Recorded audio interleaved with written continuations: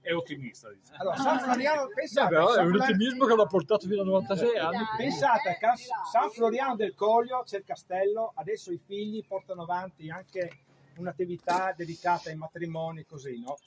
Allora, il conte ha detto, ma qua c'è troppa gente, io devo fare qualcosa ad Aiello del Friuli, no?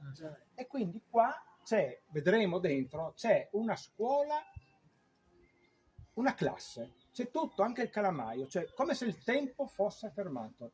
Lui ha fatto una raccolta che c'è il record in Italia di numero di attrezzi, di strumenti, di Oggetti, di in generale, oggetti, sì. però c'è anche una cosa che non vedremo oggi, quindi dovrete tornare nuovamente ad Aiello del Friuli, perché c'è una cantina privata che qua di 7.000 bottiglie su YouTube, perché l'ho intervistato, se volete